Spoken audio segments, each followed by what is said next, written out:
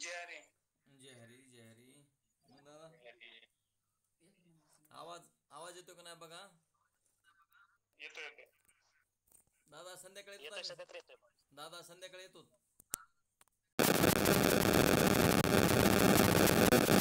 आता आवाज येतो का बघा. बोला पुंडलिका वरदे हरी विठ्ठल श्री ज्ञानदेव तुकाराम श्री ज्ञानेश्वर माऊली महाराज की जय. गोपाल श्री कृष्ण भगवान की जय. सच्चिदानंद रोहिदास भगवान की जय. सब संतन की जय. आत्मरूप गणेशु केली स्मरण. होय सकळ विद्यांचे अधिकरण तेची वंदुचरण सद्गुरूचे ते नमस्कार आता. गुरुर ब्रह्मा गुरुर विष्णू गुरुर्देवो महेश्वरा. श्री गुरु साक्षात परब्रह्मेन तस्मेन श्री गुरुरे नमः. सच्चिदानंद रोहिदास भगवान की जय. तर आपला आज 13वा पाठ आहे आणि या पाठामध्ये त्रिपुट्या सांगत आहेत. त्रिपुट्या आहे का नाही. तर ह्या त्रिपुट्या कशाच्या आहेत तर अध्यात्म अधिभूत आणि आदिदैव. आपल्या शरीरामध्ये अध्यात्म कशाला म्हणायचं, आदिभूत कशाला म्हणायचं आणि आदिदैव कशाला म्हणायचं आणि यांच्याकडून कसं कार्य होतं आहे ते. आता आपल्याला अनेक प्रकारचे प्रश्न असतात की हे कर्म कशानं होतं, ते कर्म कसं होतं, त्या कर्म म्हणजे कोण आहे कर्माचं, समजा कसं कर्म घडते आपल्या शरीरामध्ये. तर ह्या त्रिपुट्या आहेत म्हणूनच कर्म घडतं आहे आणि हे सगळं ईश्वरानं निर्माण केलेलं आहे. तर आता हे ज्ञानेंद्रियचं त्रिपुटी कोष्टक आहे क्रमांक 4. त्याच्यामध्ये अध्यात्म अधिभूत आणि आदिदैव. तर अध्यात्म कशाला म्हणायचं तर स्वत्र त्वचा चक्षु जिव्हा आणि घ्राण हे अध्यात्म ह्याला म्हणायचं. स्वत्र त्वचा चक्षु जिव्हा आणि घ्राण हे अध्यात्म आहे आणि आदिभूत आहे त्याचे विषय. मग आता स्वतःचा विषय काय म्हणजे कानाचा विषय काय ऐकणे, त्वचेचा विषय काय आहे स्पर्श, चक्षुचा विषय आहे रूप आणि जीवाचा रस म्हणजे जीवा म्हणजे जीभ आपली, जिभेचा काय रस आणि घ्राण म्हणजे नाक, त्यानं काय म्हणले गंध. तर हे विषय आणि त्यांची दैवत. मग शब्द दिशा वायू सूर्य वरुण आणि अश्विनी कुमार. तर आपल्या शरीरामध्ये बरं का हे सगळे आपल्याला ते दिसत नाहीत पण आपल्या शरीरामध्ये आहे ते. म्हणजे स्वत्र त्वचा चक्षु जिवा घ्राण शब्द स्पर्श रूपरस गंध आणि दिशा वायू सूर्य वरुण आणि अश्विनी कुमार हे दैवत येतं. तर हे आपल्या शरीरामध्ये असतात पण हे गुप्त रूपानं असतात. मग आता आपल्याला असं वाटतं हे कर्म कशामुळं घडतं, हे कसं घडलं, हे आपण घडवितच नाहीत. ह्याच्या ह्या त्रिपुटीमुळं कर्म घडतं आहे आणि आपण आपल्याकडं लावून घेतो की मी केलं म्हणून. हे अशा पद्धतीनं तर हे कळालं पाहिजे आपल्याला. आता याच्यामध्ये स्वत्र अध्यात्म शब्द आदिभूत आणि दिशा आदिदैव या त्रिपुटीच्या योगाने ही 3 मिळून ऐकणे ही क्रिया घडते.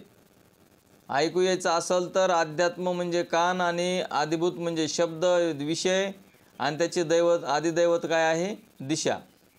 तर हे सर्व कार्यरत असलं पाहिजे आणि त्यावेळेस मग आपल्याला ऐकू येतं.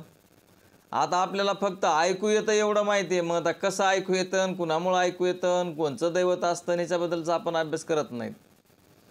म्हणजे आपला कधी कधी प्रश्न पडतो की मग हे मला असे आपल्या शरीरामध्ये कोण कर्म करतं, कुणामुळं कर्म घडतं वगैरे आपल्याला प्रश्न पडतात. मग हे मीच करतो असं आपण म्हणतो पण असं नाही आहे. हे विषय त्यांचे कोणते समजा त्यांचा हे आहे आपले कर्मेंद्रिय ज्ञानेंद्रिय हे जे वेगवेगळे आहेत आणि त्याचे विषय आणि त्याचे दैवत हे त्यांच्यामुळं कर्म घडतं. म्हणून म्हणले यापैकी एक जरी कमी असलं तरी मग ते कार्य घडत नाही. म्हणून उदाहरणार्थ चक्षु अध्यात्म रूप आदिभूत आणि परंतु आदिदैव सूर्य जर नसेल तर जीवास दिसणार नाही. सूर्य व रूप आहेत पण चक्षु नाही. आता सूर्य आहे रूप बी आहे म्हणजे सृष्टी बी आहे समजा किंवा एखादा देह बी आहे आणि सूर्य पण आहे पण काय नाहीत तर डोळे नाहीत तर मग आपल्याला दिसणार नाही. तरीसुद्धा त्यात दिसावायचे नाही. त्याचप्रमाणे सूर्य चक्षु आहेत पण रूप नाही तरीसुद्धा त्यात दिसावायचे नाही. अशाच बाकी राहिलेल्या ज्ञानेंद्रियांच्या त्रिपुट्या समजाव्या. त्या त्रिपुट्या आपण जाणतो. आता हे कशासाठी सांगायला तेवढं की आपण याचे ते आपल्याला दृश्य आहे सगळे आणि दृश्य वस्तू आपण नसतो. मग ह्या दृश्याचं या त्रिपुटीचे आपण साक्षी आहोत. आपल्याला ह्या त्रिपुट्या कळतात म्हणून ह्या त्रिपुट्याचा आपण नाहीत. म्हणजे हे कर्म आपलं नसून या शरीरामधून परमात्म्याच्या सत्तेनं हे कर्म घडत आहे. पण आपल्याला असं वाटतं की हे मी करतो, ते मी करतो, माझ्याशिवाय होत नाही, मीच करतो असं आपल्याला वाटतं. परंतु परमात्म्याच्या सत्यानं हे आपल्या शरीरामधून जे दैवत इंद्रिय विषय आहेत त्यांच्याकडून हे कर्म घडवून घेतले जातात. त्यांचे आपण साक्षी आहोत. ह्याचे आपण साक्षी आहोत हे कळण्यासाठी आपल्याला ते सांगायलेत. तर 5 कर्मेंद्रियांच्या त्रिपुट्या खालील कोष्टकात दिलेल्या आहेत. आता हे कर्मेंद्रिय, आता आपल्याला माहिती पाहिजे कर्मेंद्रिय कोणचे, ज्ञानेंद्रिय कोणचे. ज्ञान ज्याच्यापासून होतं त्याला ज्ञानेंद्रिय म्हणतात. कर्म ज्याच्यापासून घडलं जातं त्याला कर्मेंद्रिय म्हणतात. आता कर्मेंद्रिय वाचा म्हणजे बोलणे. आपण जे बोलतो ते शब्द वाचा, तोंड आहे की नाही. वाचा बोलणे ते अधिभूत आहे आणि अध्यात्म वाचा आहे आणि त्याचं दैवत आहे अग्नी. जर अग्नीचं साह्य नसेल तर आपल्याला बोलता येणार नाही. मनुष्य मरते वेळस बघा आपण पाहिलेले असतील, आपण गेलेलो असतो मौतीला किंवा भेटायला गेलेलो असतो ना आपण. म्हातारे माणसं झालेले असतात आणि ते म्हातारे माणसं फक्त डोळ्यांनी त्यांना दिसतं, पण आपण जर बोलायला गेलो तर त्यांना बोला येत नाही. त्यांचे शब्द ओठ म्हणजे ओठसुद्धा हलत नाहीत. त्यांना काही बोलता येत नाही. म्हणजे त्यावेळेस काय झालेलं असतं तर ती अग्निदेवता निघून गेलेली असते आणि म्हणून त्यांना बोलता येत नाही. आपण म्हणतो त्यांना आता बोलता येत नाही, काय नाही. मग अशी परिस्थिती झालेली आहे. तर मग हे एक एक दैवत, एक एक विषय, एक एक कर्मेंद्रिय हे सगळं काय होतात हे असे हळूहळू निघून जातात आणि मग आपल्याला ते त्या विषयाचं त्या म्हणजे विषयाचं ते कर्म घडत नाही. मग का घडत नाही तर हे असं असतं, हे बोलता येत नाही म्हणजे अग्निदेवता कार्य करीत नाही. म्हणून म्हणले दुसरं काय, पाणीचा हात आहे, हाताला पाणी म्हणतात. मग आपल्याला वाटतं हाताला पाणी कुठं म्हणत असतात का, पण ती संस्कृताची भाषा आहे. संस्कृतमध्ये हाताला पाणी असा शब्द आहे, पण वेलांटी पहिली आहे आणि पाणी शब्दाला वेलांटी दुसरी असते. असा थोडा फरक असतो. पण हे कशामधलं आहे, संस्कृतमधलं आहे पाणी.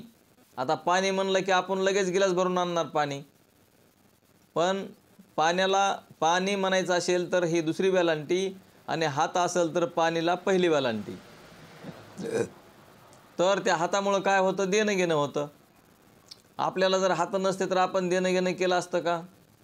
बरं हात बी आहे आणि देणं घेणं बी होणार आहे, पण इंद्रदेवता कार्यरत नसेल तर मग असणार आपलं देणं घेणं होऊ शकत नाही. अर्धांगवायू झाल्याच्या नंतर आपला हात आणि पाय हलत नाही, त्याच्या जागेवर पडलेले असतात. म्हणजेच ती इंद्रदेवता कार्य करत नाही. बघा, इंद्रदेवता आणि उपेंद्र देवतांनी जर नाही काम केलं तर हाता आणि पायाचं कर्म होऊ शकत नाही. आणि हातानं आपण कर्म केलं की आपण म्हणतो मी हे केलं, मी ते केलं, परंतु आपल्या शरीरामध्ये इंद्र आणि उपेंद्र म्हणजे हाताची देवता इंद्र आहे आणि पायाची देवता उपेंद्र आहे. या देवतांनी जर कार्य नाही केलं तर मग याच्यामुळं त्यांनी सांगितलंय बघा, एवढे मोठे दैवत आहेत आपल्या शरीरामध्ये. म्हणजे किती दैवत सांगितले त्यांनी. दिशा दैवत आहे, वायू दैवत आहे, सूर्य दैवत आहे, वरुण दैवत आहे, अश्विनी कुमार दैवत आहे, अग्नि दैवत आहे, इंद्र दैवत आहे, उपेंद्र, प्रजापती, यम असे वगैरे सगळे आहे का नाही, नारायण, हे सगळे दैवत आपल्या शरीरामध्ये असतात आणि त्यांच्यामुळं हे कर्म घडत असताना आपण म्हणतो की मी केलं, याचे आपण साक्षी आहोत. मग आपण हे ओळखायचं आहे की आपण याचे साक्षीत, आपल्याकडून हे कर्म घडत नाही. आता जर कर्म हे आपल्याकडून घडत नाही असं समजल्याच्या नंतर आणि आपल्याला तर आपण धार्मिक क्षेत्रामध्ये पारमार्थिक क्षेत्रामध्ये असल्यामुळं आपण तर निषेधाच्या गोष्टी करतच नाहीत, पापाच्या गोष्टी तर करतच नाहीत. आणि जे बी बाकीचं कर्म घडतं ते भगवंताच्या सेवेप्रीत्यर्थ म्हणून त्या कर्माचं फल आपण भगवंताला अर्पण करून आपण निवांत राहिलं पाहिजे. मग आपल्याला पाप पुण्य बनण्याची वेळ येत नाही. पण आपण तसं म्हणतच नाहीत. आपल्याला म्हणजे आणि व्यावहारिक सत्तेमध्ये म्हणावं लागतं की मी हे करतो, मी ते करतो, मला हे करायचं, मला ते करायचं, मी केलं, मी झालं, मी आलो गेलो, हे सगळं म्हणायचं आहे. पण आपल्या अंतःकरणाला असणारं काय असलं पाहिजे? आपल्या अंतःकरणाला ज्ञान असलं पाहिजे. कारण आपल्या अंतःकरणाला जर ज्ञान असेल की हे माझ्यामुळं कर्म घडत नसून माझ्या शरीरामध्ये ही समजा जी काय कर्मेंद्रिय आहेत, ज्ञानेंद्रिय आहेत, त्यांचे दैवत आहेत आणि याच्यामुळं ही कर्म घडतायत असं आपल्याला ज्ञान असलं पाहिजे आणि आपण याचे साक्षी द्रष्टा आहोत. तर म्हणून मग त्यांनी सांगितलं की हे पाणी सांगितलं ना, पाणी म्हणजे हातामुळं देणं घेणं होतं आणि त्याची दैवत इंद्र आहे. आता इथं बघा, शब्द पाय लिहायला पाहिजे होता पण त्यांनी पाय न लिहिता पाद असा शब्द लिहिलेला आहे. तर पाद म्हणजे पाय आणि त्याच्यामुळं जाणं येणं होतं आणि त्याची दैवत आहे उपेंद्र. मग हे उपेंद्र जर नसेल तर असणार आपले पाय काम करू शकत नाहीत, म्हणून त्यासाठी त्याला उपेंद्र दैवत आहे. तिसरं तुमचं कर्मेंद्रिय आहे, चौथं कर्मेंद्रिय आहे शिष्ण आणि त्याच्यामुळं काय होतं म्हणले तर आनंद रतिभोग हे घडतं आणि त्याचं दैवत आहे प्रजापती. प्रजापती दैवत जर नसेल तर ते कार्य होत नाही आणि ते जरी कार्य झालं तरी आपण काय म्हणतो की माझं कार्य, आपण आपलं नाहीच आहे ते. म्हणून आपण ह्या सर्वच कर्मेंद्रियांची, आता गुद म्हणजे एक कर्मेंद्रिय आहे आणि त्याच्यातून विसर्ग मलत्याग होतो आणि त्याचे दैवत आहे यम. तर असे हे 5 कर्मेंद्रिय, 5 कर्मेंद्रियांचे विषय आणि 5 कर्मेंद्रियांचे दैवत जर नसतील तर हे कर्म घडणार नाही. मग हे जरी घडत असलं तरी याचा मी साक्षी द्रष्टा आहे हे असं आपल्याला ज्ञान असणं गरजेचं आहे. याच्यापैकी एखादा जरी दैवत जरी नसेल तरीसुद्धा दैवतानं जरी कार्य नाही केलं तरीही त्रिपुटीतलं कार्य घडत नाही. हे सर्व परमात्म्यानं सर्व निर्माण केलेलं आहे. तर त्याच्या पुढं प्रक्रिया चौथी आहे. तर प्रारंभी अंतःकरणादी जी 25 तत्वे सांगितली सर्व पंचमहाभूतांच्या सात्विक राजस आणि तामस भागापासून उत्पन्न होतात, म्हणून ती सर्व तत्वे पंचमहाभूतांचे कार्य आहेत असे जाणावे. अंतःकरणादी जी 25 तत्वे सांगितलेले आहेत ती सर्व पंचमहाभूतांचे सात्विक राजस आणि तामस. मग आता इथं सात्विक कशाला म्हणायचं, राजस कशाला म्हणायचं आणि तामस कशाला म्हणायचं तर हे आपल्या ध्यानात आलेलं पाहिजे. म्हणून ती सर्व तत्व पंचमहाभूतांचे कार्य आहेत असे जाणावे. तुम्ही त्यांचे द्रष्टा आणि साक्षी आहात. म्हणजे आपण कोण आहेत? द्रष्टा आहोत, साक्षी आहोत. आपल्याला द्रष्टा आणि साक्षीच नेमकं कळत नाही की आपण साक्षी आणि द्रष्टा कसे असतो ते, आणि ते साक्षी आपण द्रष्टा आहोत हे कळण्यासाठी ते एवढी खटपट आहे. आपण ह्या सर्व कार्यापेक्षा वेगळे आहोत. म्हणून त्याने गुरुला प्रश्न विचारला आहे, गुरु महाराज या 25 तत्वापैकी कोणकोणती तत्वे कोणकोणत्या सात्विक राजस आणि तामस भागापासून झालेले ते सांगावे. आता हे आपल्या शरीरामध्ये कोणची तत्वे सत्वगुणामुळं झाली, कोणची तत्वे राजस तत्वामुळं झाली आणि कोणची तामस तत्वामुळं झाली ते मला काय करा तुम्ही समजून सांगा. तर गुरु म्हणतात पंचभूतांच्या सात्विक भागापासून 5 अंतःकरणे. बघा, सात्विक भागापासून अंतःकरणे म्हणजे मन बुद्धी चित्त अहंकार आणि अंतःकरण हे 5 आहेत आणि या 5च्या द्वारे आपल्याला काय होतंय, ज्ञान होत असते, आहे की नाही. तर हे सत्वगुणापासून बनलेले आहेत. 5 ज्ञानेंद्रिय झालेले, त्यांच्या राजस भागापासून 5 प्राण. आता हे बघा त्याला काय लागतं तर ते राजस भागापासून काय झालेले आहेत, 5 प्राण झालेले आहेत आणि 5 कर्मेंद्रिय झालेले आहेत. तामस राजस भागापासून 5 प्राण आणि 5 कर्मेंद्रिय राजस भागापासून झालेले. ते राजस भागापासून 5 प्राण आणि 5 कर्मेंद्रिय झालेले आहेत आणि त्यांच्या तामस भागापासून 5 विषय बनलेले आहेत. तर ध्यानात घ्यायचं की ही क्रिया कशी घडते. मग आता प्रत्येक मनुष्याचं शरीर आहे, त्या मनुष्याच्या शरीरामध्ये सात्विक राजस आणि तामस हे तिन्ही भाग असतात आणि ह्या तिन्ही गोष्टी असल्यामुळे आता जरी सत्वगुण वाढलेला असेल आणि कर्मेंद्रिय नसतील तर कर्म कसं करता येईल, किंवा विषय नसतील तरी ते कर्म कसं घडेल. तर ही अशी ह्या त्रिपुट्या आहेत, त्रिपुट्या. मग ह्या कशा त्रिपुट्या आहेत मग बघा आता. हे सत्वगुणापासून तुम्हाला हे अंतकरण आणि 5 ज्ञानेंद्रिय, राजस भागापासून 5 प्राण आणि 5 कर्मेंद्रिय, आणि तामस भागापासून विषय. तर हे अशा त्रिपुट्या आहेत आणि याच्यामुळं कार्य घडतंय आणि हे आपल्याला कळतंय. तरीसुद्धा आपण आपल्यावर पुढीलाचे वजे आपला माता घेईजे तरी कान दाटीजे धनुर्धरा. आपण दुसऱ्याने केलेलं कर्म आपल्याकडं का घ्यायचं, आपण साक्षीरूपानं राहिलं पाहिजे. आपल्यावर जरी संकट आलं, आपल्यावर जरी वेळ आली, आपल्याला जरी दुःख झालं तरी आपण भगवंतालाच बोललं पाहिजे. कारण आपण भगवान परमात्माचे अंश आहोत, आपण हरीचे अंश आहोत. आणि आपली खरी सोडवणूक तर भगवान परमात्माच करतो. निमित्त कोणाचंही असेल, निमित्त कोणाचंही असेल, पण परमात्माच आपलं कार्य करतो. पण आपण जर त्याच्यावर सोडवलं तर, आता आपण जर त्याच्यावर नाही कर्म सोपवलं, म्हणजे भगवंतावर जर नाही सोपवलं तर ते म्हणताय मग करा तुमचं तुम्ही, काय तुमच्याच्याने होतंय तेवढं. तर मग ते भगवान परमात्म्यावर सोपावं लागतं आणि भगवान परमात्माच आपल्याकडून सर्व कर्म करून घेत आहे आणि त्याचं फलही भगवान परमात्म्यालाच अर्पण करायचं. तर मग आता हे कळाले. सात्विक भागापासून काय झालं, राजस भागापासून काय झालं आणि तामस भागापासून काय झालं. तर सात्विक भागाचे अंतकरण पंचक आणि ज्ञानेंद्रिय पंचक हे सत्वगुणाचं, राजसाचं कर्मेंद्रिय पंचक आणि प्राण पंचक, आणि हे विषय जे आहेत विषय पंचक आहे ते तामस भागापासून आहे.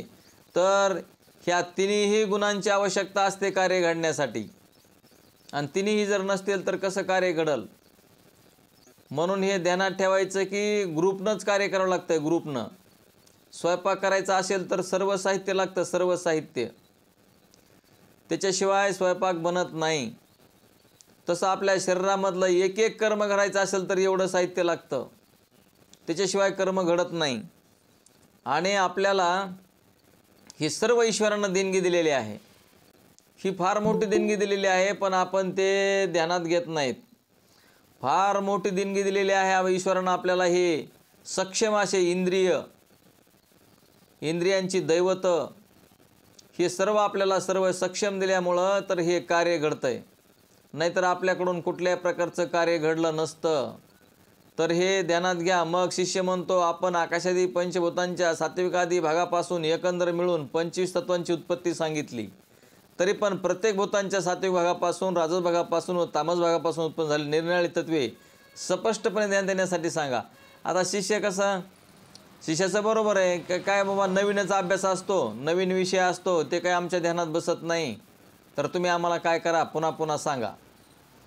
आता आम्ही समजा पुन्हा पुन्हा पुन्हा पुन्हा पाठ घेऊ, पण पुन्हा पुन्हा तुम्ही जर नाही पाहिलं तर मग ते कसं ध्यानात येईल. तर ते आपण पुन्हा पुन्हा त्याचं वाचन करणे, श्रवण करणे, मनन करणे, निधिध्यासन करणे हे करावं लागतं. ते जर नाही केलं तर मग आपल्या ध्यानामध्ये येत नाही. आणि ध्यानात नाही राहिलं तर मग आपल्याला सुखदुःख होत असतात. सुखदुःख ज्ञान झालं तरी होत असतात आणि ज्ञान नाही झालं तरी होत असतात. म्हणजे ज्ञान झालं की सुखदुःख होत नाही असं नाही, परंतु सुखदुःखाची तीव्रता कमी होत असते. कारण हे शरीर प्राप्त झालंय म्हणजे शरीराचे सुखदुःख आहेत आणि ते आपल्याला आपणच निर्माण करून ठेवलेले आहेत. तर मग ते कोण सुखदुःख भोगणार. म्हणून आपल्याला ती सुखदुःख सुद्धा भोगावी लागतात. तर हे सर्व असणारे वेगवेगळे जरी बनलेलं असलं तरी हे सगळं आपल्याला कळतं आहे. सात्विक, राजस आणि तामस, आणि त्याचे आपण द्रष्टा आहोत, साक्षी आहोत. आपण साक्षी द्रष्टा आहोत हे कळण्याकरता चाललं आहे. पंचमहाभूतांच्या सात्विक, राजस, तामस भागापासून उत्पन्न झालेले निरनिराळे तत्त्वे समजण्यासाठी हे पुढील कोष्टक दिलेलं आहे. तर हे कोष्टकामध्ये तेच सांगितलेलं आहे त्यांनी. आता जे आपण जे बोललो आतापर्यंत जे सांगितलं तेच सांगितलं आहे. आता हे पंचमहाभूत आहेत, आपल्याला माहिती आहेत पंचमहाभूत: आकाश, वायू, तेज, आप आणि पृथ्वी. याच्यापासून सात्विक भागापासून 5 अंतकरण आणि 5 ज्ञानेंद्रिय. आताच आपण मुद्दा सांगितला आहे की सात्विक भागापासून काय बनलंय, तर 5 अंतकरण म्हणजे अंतकरण एक आणि मन बुद्धी चित्त अहंकार हे 4 असे मिळून अंतकरण पंचक आहे. आणि ज्ञानेंद्रिय पंचक हे सत्वगुणाचं. राजसपासून 5 वायू आणि 5 कर्मेंद्रिय हे राजस भागाचे आहेत आणि त्यांच्यापासून 5 विषय आहेत तामस भागापासून. तरी हे कसं बनलं त्यांनी या कोष्टकाद्वारे सांगितलेलं आहे. याच्यामधलं कुठलंही जरी एखादं कमी जास्त असेल तरी कार्य ते घडत नाही. याच्यासाठी आपल्याला कळतं आहे की याचे आपण साक्षी आहोत, द्रष्टा आहोत. आपण ह्याचे साक्षी द्रष्टा कसे आहेत हे कळण्यासाठी सगळं सांगायला हे बघा, ध्यानात घ्या. तर मग त्यांनी प्रश्न विचारलेला आहे शिष्यानं. 5 अंतकरणे 5 ज्ञानेंद्रिय पंचमतांच्या सात्विक भावापासून झालेले आहेत असे आपण सांगितले. त्याला प्रमाण काय बरे? ते शंका घ्यायला गुरुवर की तुम्ही तुमच्या मनानं सांगालात म्हणतो तो. आम्हाला काही एखादं प्रमाण वगैरे कुठं पाठीमागं जर कुठं साधू संतांनी सांगून ठेवलं असलं तर प्रमाण सांगा म्हणतात ते. शिष्याला शंका येईल गुरुवर. आता गुरुवर शंका येणं बी साहजिकच आहे. आता गुरु जर मनानं काही सांगत असले तर वाटतं त्यांना की हे गुरु तर सांगायले आपल्याला, मनानंच सांगायले, मग आम्हाला काही शास्त्राचा आधार आहे का? तर त्याच्यामुळं त्यांनी आधार देण्यासाठी गुरुने सांगितलं की बाबा त्याचं एक प्रमाण सांगतो म्हणले. तरी त्यांनी प्रमाण सांगितलेलं आहे सत्वात संजयते ज्ञानम असे सांगितलेले आहे.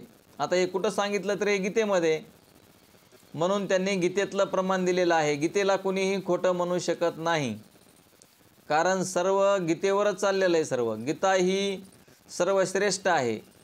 गीता गीता गीता असं जर शब्द 3 वेळा जर उच्चार केला तरी म्हणले नाही पुनरावर्ती तया नरा. गीता गीता गीता हे जर शब्द वापरले तर नाही पुनरावृत्ती तया नरा म्हणजे त्याला सुद्धा ज्ञान होतं म्हणतात. म्हणजे एवढी शब्दामध्ये पावर आहे त्या गीता शब्दामध्ये. आणि त्या गीतेमधलं श्रीकृष्ण भगवंताने सांगितलेलं हे प्रमाण आहे सत्वात संजयते ज्ञानम. जरा आपण सुद्धा डोक्यात घ्या की आपल्याला ज्या वेळेस हे ऐकायला नको वाटतं, आपल्याला परमार्थ करायचा नको वाटतो, तर का नको वाटतं त्याचं उत्तर सांगतो तुम्हाला. त्याचं कारण सांगतो, 100% तुम्ही ध्यानात ठेवा. आता आपल्यामध्ये 3 गुण असतात हे तर तुम्हाला कळालेलंच आहे, सत्वगुण, रजगुण आणि तमोगुण. तर आपल्यामध्ये ज्या वेळेस आपल्याला परमार्थ आवडत नाही, कीर्तन आवडत नाही, प्रवचन आवडत नाही, नाम आवडत नाही, चिंतन करायला आवडत नाही, शास्त्र बघायला आवडत नाही, तर हे का होतंय? तर आपल्यामध्ये रजगुण आणि तमगुण वाढलेला असतो. ध्यानात ठेवा. आता हे आपल्याला सगळं माहिती असतं यांना काय झालंय म्हणून.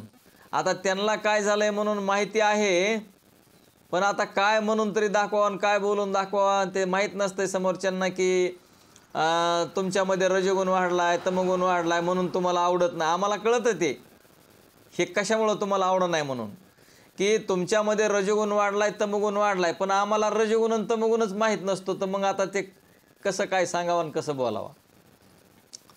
काही गोष्टी बोलायच्या असतात, काही गोष्टी बोलायच्या नसतात. काही गोष्टी म्हणून दाखवाव्या लागतात आणि काही म्हणून दाखवायच्या नसतात. बरं, म्हणून दाखविल्या तर तिचं ज्ञान असलं पाहिजे. म्हणून आपल्यामध्ये ज्या वेळेस राजस गुण वाढतो, राजस आणि तामस, त्यावेळेस आपल्याला अजिबात आवडत नाही परमार्थ. रजगुणी माणसांना परमार्थ अजिबात आवडत नसतो. ध्यानात ठेवा. रजगुणी माणसाला काय आवडतं ते बी सांगतो मी तुम्हाला. रजगुणी माणसाला राहायला, खायला ह्याचं चांगलं असं वाटतं आहे की नाही. कपडे भारी भारी असावेसे वाटतात, राहायला छानसं घर असावंसं वाटतं. हे रजगुणाचं लक्षण आहे ना हे. मला असलं जमत नाही, मला तसलं जमत नाही, मला हे पाहिजे, मला ते पाहिजे, मला घर सुंदर पाहिजे, मला पत्नी सुंदर पाहिजे, मला मुलंबाळं सुंदर पाहिजे, मला सगळं दिसतंय तेच पाहिजे, मला दुसरं काय नको आणि मी सुखी आणि आनंदामध्ये असलो पाहिजे. हे रजगुणाची वृत्ती असते. आणि तामस गुणाचं तर काय आहे बघा, तमगुणावाल्यामध्ये तर आळसच भरलेला असतो. शिळं पाकं खावं वाटतं, ते तिखट खावं वाटतं, मग ते आजारी पडलेलं असतं, मग ते आरामच करावा वाटतो, मग झोपेच गेलेलं असतं. मग हे असं आळस तयार होतो, आळस. आणि हे लक्षण आहे तमगुणाचं लक्षण आहे. म्हणून आपल्याकडं ज्या वेळेस रजगुण आणि तमगुण वाढलेला असतो त्यावेळेस आपल्याला परमार्थ करावासा वाटत नाही. आणि म्हणून ज्या अर्थी तुम्ही पाठाला येताय, तुम्ही तुम्ही श्रवण करतायत, तुम्ही ऐकायला बसतायत, मग तुमच्यामध्ये सत्वगुण निर्माण झालेला असतो, म्हणून तुम्ही ऐकायला बसतायत. आता कोणी कसंही येऊ द्या, बळच येऊ द्या, सांगून येऊ द्या, कसं काही येऊ द्या, पण येतायत त्या अर्थी तुमच्यामध्ये सत्वगुण निर्माण झालेला आहे. सत्वात संजयते ज्ञानम, गीतेचं प्रमाण आहे, सत्वात संजयते ज्ञानम. सत्वगुण तयार झाल्याशिवाय पाठाला सुद्धा बसावं वाटत नाही. आणि ज्या दिवशी आपल्यावर नाराजी असते, आपल्या चेहऱ्यावर, आपल्याला बसावं वाटत नाही. आता काय सांगावा, गुरु महाराज पाठ घेतेत, आपण कसं नाही जावा, आता बळच मळच का व्हायना पण पाठाला बसावा. मग ते मिक्सिंग असतंय बघा, सत्वगुण आणि रजगुण मिक्सिंग झालेला असतो, मिक्सिंग. आणि ते मिक्सिंग झाल्यामुळं आपल्याला अर्धवट ऐकायचं ना अर्धवट नाही ऐकायचं, मग ते मिक्सिंग असतं बघा ते. तर ते अशा पद्धतीचे हे सत्वगुण, रजगुण आणि तमोगुणाचं आपल्या ह्याच्यावर प्रबल्य तयार होतं. आणि मग असणारं, म्हणून त्यांनी सांगितलं की या सर्वांचे आपण साक्षी आहोत. सत्वगुण जरी असला, रजगुण जरी असला आणि तमोगुण जरी असला, तरी याच्यामध्ये आपण त्याचे साक्षी आहोत, हे आपले नाहीत. तर हे भगवान परमात्माचं हे सर्व जगत काय केलं माहिती आहे का? भगवान परमात्माला कपडेच नाहीत. दिगंबर मुनीच आहेत परमात्मा म्हणजे. त्याला कपडे नाहीत, त्याला काही कपडे लागत नाहीत, काय नाही. चैतन्य शक्ती आहे आणि त्या चैतन्य शक्तीवर त्याचीच माया, त्या मायेनं कपडे निर्माण केलेले आहेत त्याला. येतंय का ध्यानात? त्या परमात्म्याला मायेनं सजविलं. म्हणजेच ही 84 लक्ष योनी ही जी माया आहे, त्या मायेनं हे सर्व कपडे बनवलेले आहेत त्या परमात्म्याला. मग ते प्रमाण आहे बघा, मला वाटतं पहिल्याचा अध्यायामध्ये चैतन्य आहे का ती ववी ज्ञानेश्वर महाराजांची, चैतन्याची ववी नाही एक ती वस्त्र म्हणजे जीर्ण वस्त्र सांडीजे मग नूतन वेळीजे तैसे देहांतरा ते शिवकराजे चैतन्य नाते. अशा प्रकारचं आम्हाला सहकार्य बघा आमच्या महाराजांचं. असं प्रमाण नाही आठवलं का त्यांना विचारावं लागतं मला, आणि ते प्रमाण सांगतात. जैसे जीर्ण वस्त्र सांडीजे मग नूतन वेळीजे तैसे देहांतरा ते शिवकराजे चैतन्य नाते. दशरथ राजाने युद्ध केलं होतं आणि त्या युद्धामध्ये कैकईनं त्या चाक त्यांचं हे झालं होतं, चाक युद्धामध्ये रथाचं चाक. तर त्या कैकईनं हात घातला होता त्या चाकाच्या आकाच्या ठिकाणी हात घालून ते चाक जसं तसं ठेवून दशरथ राजाला विजय मिळवून दिला होता कैकईनं. तशी आमची ही कैकई आम्हाला सहकार्य या कैकईचं आम्हाला प्रमाण जिथं आठवत नाही तिथं प्रमाण असं अगदी ताबडतोब सुचविलं जातं आहे. आम्हाला सहकार्य परमार्थामध्ये आणि अशी जोड असावी लागते की परमार्थ करण्यासाठी सहकार्य करणारी पत्नी भेटत नाही. ध्यानात ठेवा, सहकार्य करणारी पत्नी भेटत नाही. संसार करण्यासाठी व्यवहार करण्यासाठी पत्नी भेटत असेल, पण परमार्थ करण्यासाठी पत्नी भेटावी लागते. आणि ती पत्नी नसून तो परमात्माच असतो. आपण काय करतो, कपड्याकडेच पाहतो. कपड्याचं काय देणं घेणं नसते. कपडे असतात, आपल्याला मिळत असतात कपडे. तसं भगवान परमात्म्याचे कपडे म्हणजे आपलं हे शरीर आहे का, ते परमात्म्याचे कपडे आहेत हे ध्यानात ठेवा. मग कपडे फाटतच असतात. आपण का मरतोत, मग आपलं का शरीर जातं, मग कपडे फाटतच असतात ना. किती बी भारीतले कपडे घ्या, वर्षा 2 वर्षाला हळूहळू ते फाटायला सुरुवात होतात. मग त्याची पावर कमी होऊन जाते, चमक कमी होऊन जाते. आणि तसंच आहे माणसाचं बी शरीर असणारं काय कायमस्वरूपी राहतं का? तर तसं हे सर्व असणारे जे विषय आहेत, सत्वगुण आहे, रजगुण आहे, तमगुण आहे, याचे आपण साक्षीद्रष्टा आहोत. ध्यानात ठेवा. म्हणून 5ही विषयामध्ये आता ते म्हणतो, शिष्यानं विचारलाय प्रश्न की 5 विषय तामस भागापासून झाले, ते खरे कशावरून? बघा ते म्हणजे शंका असते, शंका. आता शिष्य म्हणजे जे शंका घेणारा शिष्य असतो का, तर तो चांगलाच असतो बघा. ती शंका घ्यावी लागते. आता आपण शंका घेत नाहीत, मग आता मला असं वाटतं तुम्हाला सगळंच येतं या. हो, असं म्हणजे मी समजतो ना. आता तुम्हाला सगळं येतंय म्हणून तुम्ही शंका घेत नाहीत. आणि मग इतरला शिष्य शंका घेतोय की बाबा 5 विषय आहेत आणि ते तामस भागापासून झालं, ह्याला काय प्रमाण आहे, कशावरून तुम्ही सांगतात? तर गुरुने सांगितलं 5ही विषयात ज्ञान नाही. विषयात ज्ञान नाही, विषय हे जड असतात आणि ते तामस भागापासून झालेले आहेत. म्हणून या सर्व तत्वाला आपण जाणतो आणि त्याच्यामुळं ते आपण नाहीत. विषय आपल्याला कळतात का नाही? विषय आपल्याला कळतात, म्हणून विषय आपण नाहीत, कारण आपण त्याचे साक्षीद्रष्टा आहोत.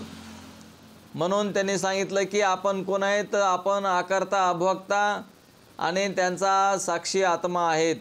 तर प्रक्रिया 5वी आहे पुढं. शिष्य म्हणतो, महाराज आपण माझा आत्मा, आकर्ता, अभोक्ता असे साक्षी असे म्हटले, तर मग या देहात करता तरी कोण आणि सुखादुखाचा भोगता तरी कोण? बघा, चांगला प्रश्न विचारला त्यांनी. प्रश्न असा विचारतोय की महाराज आपण माझा आत्मा तर आकर्ता, अभोक्ता म्हणालात तुम्ही, मग आता मी जर आत्मा असलो तर माझ्याकडून तर कर्म होत नाही, मग या शरीरामध्ये कर्ता भोगतं कोण आहे? या शरीरामध्ये जे कर्म घडत आहेत ते सुखादुखाचे भोग होतात, ते कोणामुळं होतात आणि ते कोणाला होतात?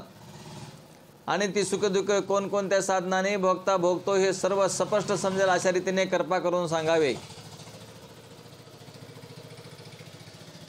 तर गुरु म्हणतात या देहामध्ये 5 अंतकरणे करती भोगती आहेत. बघा, या देहामध्ये 5 अंतकरणे म्हणजे अंतकरण 1 आणि मन बुद्धी चित्त अहंकार हे 4 असे मिळून 5. तर हे कर्ता भोगता अंतकरण आहे. आपल्याला वाटतंय मीच म्हणजे समजा कर्ता भोगता असं आपल्याला वाटतं, पण हा अंतकरण कर्ता भोगता आहे. अंतकरण मन बुद्धी चित्त अहंकार हे कर्ता भोगता आहे आणि आपण आपल्याकडे घेतो. आणि म्हणून 5 प्राण 5 अंतकरण कर्ते भोगते आहेत आणि त्याचे 5 प्राण या कर्त्या भोगत्याची वाहने आहेत. बघा, अंतकरण हे कर्ता भोगता आहे, त्याला वाहन काय आहे ते बघा. वाहन आपल्याला जायला नाही का, आता कोसर येऊन निघाले की गाडी लागते आपल्याला, मग गाडी आहे आपल्यापाशी, आपण लगेच गाडी काढतो आणि लगेच मग त्या वाहनामध्ये बसून आपण इथपर्यंत येतो. तसं मग आता हे अंतकरण कर्तभोगता आहे खरं आहे, पण ह्याचं वाहन काय आहे तर म्हणलं याचं वाहन आहे प्राण. आणि प्राण माहिती आहेत आपल्याला, प्राण अपान व्यान समान उदान, हे कर्म करण्यासाठी हे प्राण, या प्राणाच्या म्हणजे प्राणावर बसून अंतकरण मनबुद्धी चित्त अहंकार या प्राणावर बसून या वाहनामध्ये प्राणरूपी वाहना म्हणजे प्राणावर बसून 5 ज्ञानेंद्रिय त्यांची द्वारे आहेत. बघा, ते ज्ञानेंद्रिय हे त्यांचे द्वार आहे आणि 5 विषय त्यांचे भोग आहेत. ज्ञानेंद्रिय द्वारा भोगांचे जे कर्म घडतात म्हणजे कर्ता भोगता अंतकरण आहे, ते प्राणवायू म्हणजे वायूवर बसून वाहनावर बसून ते ज्ञानेंद्रिय द्वारात येऊन त्याचे ते विषय भोगतात. आणि मग अशा प्रकारचे जे हे कर्म आहेत आणि जे 5 कर्मेंद्रिय आहेत ते त्यांचे सेवक आहेत. कर्मेंद्रिय आहेत ते, कर्मेंद्रिय हे सेवक आहेत. आणि तुम्हा आम्हाला हे सर्व कळतंय की नाही? आणि हे सर्व आम्हाला कळतंय म्हणून आपण याचे साक्षी आहोत, द्रष्टा आहोत, म्हणून आपले कर्म नाहीत. पण परमार्थ करायच्या अगोदर आपण असं म्हणतो, आता शिष्यानं पाठीमागं प्रश्न केला होता, एका दृष्टांत गेला नाही का आपला पाठीमागं, की आम्हाला हे मराठीतच आहे, मग मराठीत असलेलं आम्हाला समजतंय, मग आम्ही गुरुकडं कशाला जायचं आणि गुरुनं तरी काय शिकवावा, मग आम्हाला मराठी येत नाही का, मग असं जे प्रश्न केला होता ती तसं मग आपल्याला असं वाटतं की मग आता एखादा मनुष्य अज्ञानी मनुष्य असेल आणि त्यानं जर इतकं ऐकलं की हे सगळं अंतकरण कर्ता भोगता आहे, त्याचे वायू वाहन आहे, त्याचं ज्ञानेंद्रिय द्वार आहे आणि मग पंचविषय भोगते आहेत, मग भोग आहे, मग हे सगळं जर असं तर आपल्याला तर काही पापच लागत नाही मग असं म्हणेल. आणि मग तो निषिद्ध कर्म करण्याकडे प्रवृत्त होईल ना. ते म्हणेल एखाद्या वेळेस मांस जरी खाल्लं तरी मग काय मी खाल्लं का, मी आत्मा वेगळा आहे असं म्हणेल का नाही. दारू पिईल आणि मग म्हणेल मी पिलो नाही असं होईल की नाही. तर ध्यानात ठेवायचं आपण परमार्थिकानं आपण जे परमार्थ करतात त्यांनी निषिद्धाचे कर्म करायचेच नाही, त्याचा संन्यास करायला सांगितलेला आपल्याला ध्यानात ठेवा.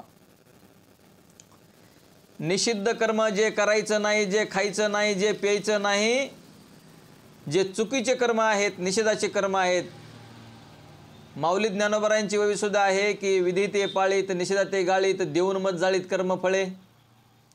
म्हणजे निषेधाच्या कर्माचा संन्यास करायचा, सकाम कर्माचा संन्यास करायचा आणि मग झालेली आपल्या शरीराकडून उत्तमाति उत्तम कर्म, ती कर्माचं फल भगवंताला अर्पण करून टाकायचं. आपल्याला पाप नाही आणि पुण्य नाही. मग हे गुरु सांगत असतात, कुठल्या कुठं खाचाखोचा असतात. म्हणून हे गुरुकडूनच शिकावं लागतं याच्यासाठी की ते लिहिलेलं असतं तसं, पण त्याचा अर्थ असतो वेगळा. म्हणजे दृष्टांत, सिद्धांत, भाग, त्याग, लक्षणा, ह्या गोष्टी श्रवण, मनन, निध्यासन, तत्वपदार्थ शोधन, या सर्व गोष्टी ऐकल्यामुळं, श्रवण केल्यामुळं गुरु आपल्याला कुठंतरी जर आपण चुकत असतो तर ते सांगतात. आणि मग अशा पद्धतीनं आपण तरुण जातो. सच्चिदानंद रोहिदास बाबा माझ्या जीवनामध्ये आले आणि मला त्यांच्याशी त्यांनी एकरूप करून ठेवलेलं आहे. आणि तुम्ही तुमच्यामध्ये माझे बाबाच आहेत म्हणून तर पाहतोय, म्हणून तर तुम्हाला सांगतोय. तुमच्यामध्ये जर माझे बाबा मला दिसत नसते तर तुम्हाला हे सांगितलंच नसतं. भेद केला असता की नाही मी, मला भेद तयार झाला असता माझ्यामध्ये. पण असं नाहीच आहे काही. तुम्ही बाबाच आहेत. बाबा म्हणजे चैतन्य, बाबा म्हणजे जी एक सत्ता आहे प्रभूची, ते सत्ता म्हणजे बाबा येतं. आणि ते माझ्यामध्ये बी आहेत आणि तुमच्यामध्ये बी आहेत. पण त्या बाबांनी सांगायचं माझ्या नामाला विसरू नका. आता आपण नाम कितपत घेतो, कसं घेतो हे आपल्याला माहिती आहे. नाम घ्यायचं, नामचिंतनानं सर्व विघ्न दूर होतात. नामचिंतनानं आपल्याला संकट येत नाहीत. नामचिंतनानं आपल्याला आनंद प्राप्त होतो. नामचिंतनानं मुक्त होता येतं. नामचिंतनानंच ज्ञान होतं. नामचिंतन सतत नामाचा आणि नामीचा अभेद असतो. म्हणजे नाम म्हणजे नाव आणि रूप या दोन्हींचा अभेद असतो. म्हणून तो असा भगवान परमात्मा, त्याचं कुठं बी नाम घ्या, तो सर्वत्र व्यापक असल्यामुळे त्याला कळतं की माझं नाम चालू आहे. आणि जिथं नाम चालू आहे तिथे भगवान परमात्मा हजर आहे. म्हणून आपण ध्यानात ठेवायचं की नामचिंतन कसं करायचं. नामचिंतन सतत नामचिंतनावर असलं पाहिजे. म्हणून या सर्व आपण म्हणजे कसं कर्म घडतंय त्यांनी सांगितलं. तर याचे आपण सर्व आपल्याला हे कळतंय. आपण याचे आकर्ता, भोक्ता, असंग आत्मा आहोत. हे आपण याचे साक्षी आहोत. या कर्माचे आपल्याला कळतंय हे कर्म होत आहेत म्हणून हे कर्म जरी होत असले तरी याचे आपण साक्षीद्रष्टा आहोत. ही कर्म आपले नाहीत. शिष्य म्हणतो महाराज, अंतकरण पंचक हे कर्ते भोगते आहे, प्राण पंचक त्याचे वाहन आहे, ज्ञानेंद्रिय पंचक त्याचे द्वार आहे, विषय पंचक त्याचा भोग आहे आणि कर्मेंद्रिय पंचक त्याचा सेवक आहे. अशा आपण सर्वसाधारण रीतीने म्हणजे समुच्चय करून सांगितले. पण त्या अंतकरण पंचकातील कोणकोणते कर्ते भोगते, कोणकोणत्या वाहनावर बसून, कोणकोणत्या द्वारात येऊन काय भोगते आणि त्याची कोणकोणता सेवक सेवा करतो, ते सर्व खुलाशेवर मला समजेल अशा रीतीने विचारपूर्वक सांगावे. आता शिष्य काय म्हणतोय की तुम्ही एक सांगितलं आम्हाला, पण सर्वच शरीरातलं सांगा म्हणतो. म्हणजे कोणकोणतं म्हणजे कर्ते भोगतं कोण आहे, त्याचं वाहन कोण आहे, त्याचं द्वार कोण आहे, त्याचा भोग काय आहे आणि त्याचा सेवक काय आहे. मग आम्हाला काय करा, तुम्ही खुलाशेवर व्यवस्थित सांगा म्हणतात. गुरु म्हणतात आकाशाचे अंतकरण हे तत्व कर्ते भोगते व्यान वानावर बसून. बघा, आकाशाचे अंतकरण हे तत्व कर्ते भोगते व्यान वानावर बसून स्वत्रद्वारात येते आणि शब्द विषय रूप भोग भोगते. म्हणजे कानाच्या योगाने अनुकूल अथवा प्रतिकूल शब्द ऐकल्याने अंतकरणात सुखदुःख रूप भोग होतो. आता जे आपलं हे चालू आहे की नाही आता पाठ, आकाशाचं अंतकरण हे तत्व कर्त भोगतंय. आपल्या अंतकरणाला आता कळायलंय की नाही. तर या अंतकरण हे कर्त भोगत आहे व्यान वाहनावर बसून. बघा, हे कोणत्या वाहनावर बसले अंतकरण? व्यान वाहनावर बसून कानामध्ये येऊन आणि शब्द हा आमचा जे विषय आहे तो विषय शब्द विषय रूप भोग भोगते. म्हणजे कानाच्या योगाने अनुकूलाने प्रतिकूल शब्द ऐकल्याने अंतकरणात सुखदुःख रूप भोग होतो. वाचा हे सेवक अंतकरणाची सेवा करते. वाचा म्हणजे बोलणं आहे की नाही? तर हे सेवक आहे, सेवक वाचा. म्हणून अंतकरण करते भोगते असून तुम्ही आत्मा त्यात जाणणारे आहात. मग आपल्याला हे सगळी ते कळायलं की नाही? मग सगळं जर आपल्याला हे कळतं आहे तर याचे आपण साक्षी आहोत, द्रष्टा आहोत, आपण वेगळे आहोत. वायूचं मन हे करते भोगते समान या वाहनावर बसून त्याच्याद्वारात येऊन स्पर्श विषयास भोगते. मनाची सेवा हात करतो म्हणजे त्वचेला थंडी लागली तर तिच्यावर वस्त्र नीट पसरणे, तिच्यावर उष्णतेमुळे घाम आला तर तिला पंख्याने वारा घालणे इत्यादी प्रकारची सेवा हात करतो. त्वचेवर चंदनादिकांच्या मृदू व अनुकूल स्पर्शाने सुख आणि कठीण किंवा उष्ण वगैरे प्रतिकूल स्पर्शाने मनास दुःख होते. म्हणून सुखादुःखाचे भोगते मन आहे. पण त्यास जाणणारा तो आत्मा सुखी किंवा दुःखी यातील एकही नाहीस. म्हणजे आपण कोण आहोत तर याचे सगळ्या गोष्टींचे साक्षी आहोत. आता तसंच त्याने तेजाचं, आपाचं आणि पृथ्वीचं सांगितलेलं आहे. आता तेजाचं काय सांगितलं बघा. बुद्धी ही करती भोगते असून उदान वाहनावर बसून चक्षुद्वारा येऊन रूप विषयांचे ग्रहण करते. तिचा सेवक पाय आहे, तो तिला रूप पाहावयास नेतो. म्हणजे डोळ्याने प्रिय पदार्थ पाहिल्याने बुद्धी सुखादुःखाची भोगती होते. पण त्याचे आपण काय आहोत? द्रष्टा आहोत, साक्षी आहोत. आपाचं काय म्हणले? चित्त हे कर्त भोगता आहे. प्राणवानावर बसून जीवाद्वारात येऊन रसविषय भोगते आणि त्याचा सेवक शिष्ण रसाचा त्याग करते. म्हणजे जिव्हेने मधुरादी करून अनुकूल प्रिय रस व कडू इत्यादी प्रतिकूल अप्रिय रस चाकल्याने चित्त सुखादुःखाचे भोगते होते. तथापि त्याचे आपण द्रष्टा आणि अभोक्ता आहोत.